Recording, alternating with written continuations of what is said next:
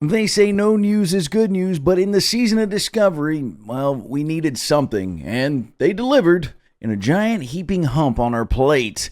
My name's Coyote, and let's get to it. Stupid Coyote. Yesterday, the developers gifted us with this little gem of a video explaining all the things that are coming in Phase 4. Now, Phase 4 does launch July 11th, and the raids are going to be going active a little bit after, but we'll get more on that later. We're going to discuss all the things that are coming in the Phase 4 of the Season of Discovery.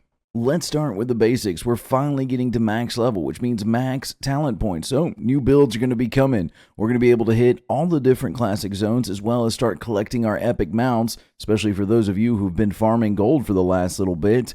We're getting a new world buff for the Alliance called the Might of Stormwind. Now, this is going to be equivalent to the Horde buff, the War Chief's Blessing. Now, this is to keep Alliance players from having to go mind control one priest to give it to another priest to give it to a bunch of other people and spread it out that way. We're also getting an update to the Discover's Delight buff. 1 through 49 is going to see the 150% increased range, and levels 50 through 59 at the start are going to get a 50% boost in EXP.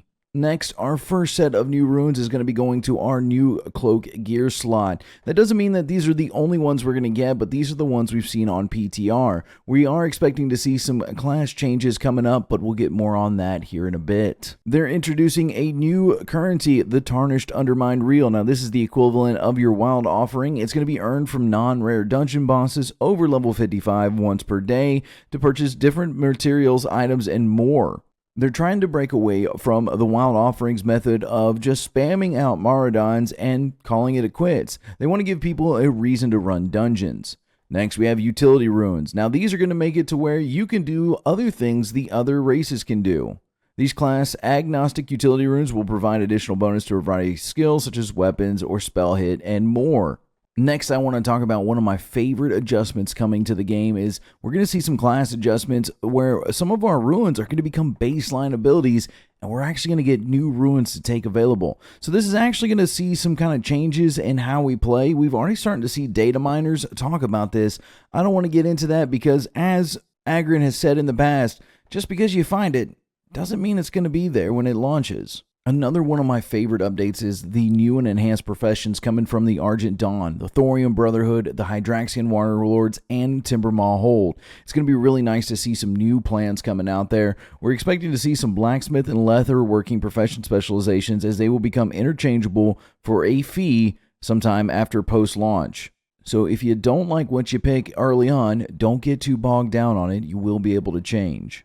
Moving along, if you've been using Nightmare Incursions to level up your characters, where you're going to want to do it before the Phase 4 launches because they are going to go to daily quest hubs. They're also going to be reducing costs for the honor-granting Bloodstained combinations from the Blood Moon event. They're trying to make this more of a cosmetic fun event and not something people feel they have to run. As for dungeons and PvP, we're finally going to get into Blackrock Depths, the second half, Blackrock Spire, all 3 wings of Dire Maul are going to be active, as well as Skullomance, Stratholme, and they even have added a new mystery dungeon for us to explore.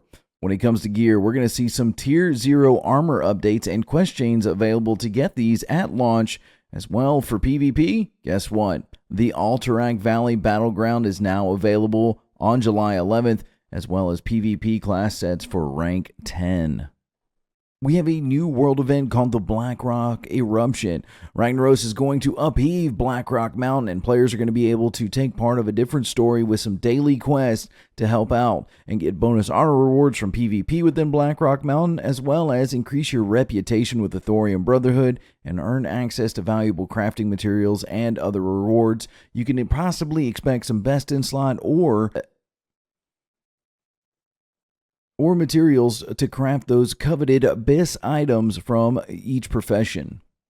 The first of our new endgame content arrives on July 18th with our world bosses going active. Lord Kazakh and Azure Ghost, they'll be active on July 18th at 1 p.m. Pacific Standard Time, so plan with your raid groups accordingly. Now, these encounters can be experienced with up to 40 players, but are tuned to 20-player content, making them where you can gather a bunch of pugs or you can get 20 of your best players together to go maximize your rewards. As for our Phase 4 big bads, Ragnaros and Onyxia, they're going to be coming out on July 25th at 1 p.m. Pacific Standard Time.